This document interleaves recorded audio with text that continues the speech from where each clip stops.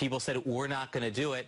And here again, I think nobody is going to lift a finger at the FBI or the Justice Department to investigate this, as that would be manifestly inappropriate, illegal, and unconstitutional. Anita, lest we go a week without mention of Omarosa, she was on Hardball tonight, talked about what she sees as the president's current state of mind. We'll listen, talk about it on the other side.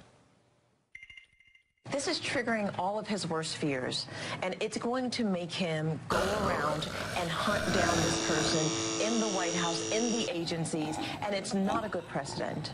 So, Anita, the question I ask you on a near-weekly basis, if you take out the Supreme Court confirmation hearings as a separate entity, how did the Trump agenda advance this week? And convince me that inside the West Wing it was anything but this hunt for the author of this piece.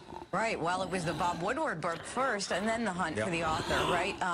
Right. This was the week of the Supreme Court nomination hearings. This is something that the White House feels very good about. There was a lot of attention, you know, at the Capitol, but over at the White House, there's, you know, one thing after another. This is I mean, the job numbers came out today, and you can argue who should take credit for them, but they were pretty good. Play some of what the about the economy aren't getting the attention they deserve.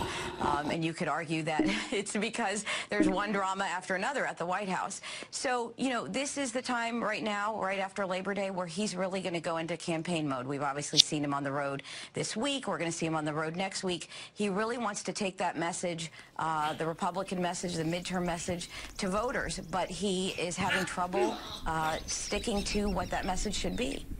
Brian Bennett, the old gray lady, as people are fond of calling the New York Times, certainly does have a fresh coat of paint, though we are begging them to put bylines back on page one. It strikes us all the time that this broadcast every night covers the journalism and the journalists of that day. All of you, if you're a journalist or a former U.S. attorney, you're guaranteed a spot on this broadcast. Talk about, thus far, the role of journalists and journalism in this presidency.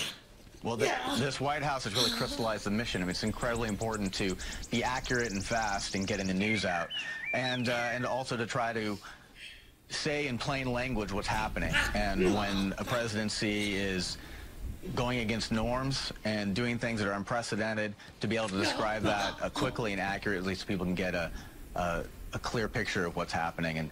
And we're working hard to do that. It's going to be really interesting to see over the next couple of months as the president goes out even more on the campaign trail.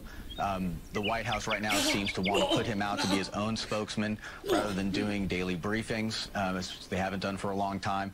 And so reporters are having fewer and fewer opportunities to get the White House on the record on questions they want to ask them about, and only able to get the president when he makes himself available at sprays in the Oval Office, and listen to what he says at these rallies and events that he goes to. Jeremy Bash, on things political, we often ask our guests, what will it take to move Republicans off the dime?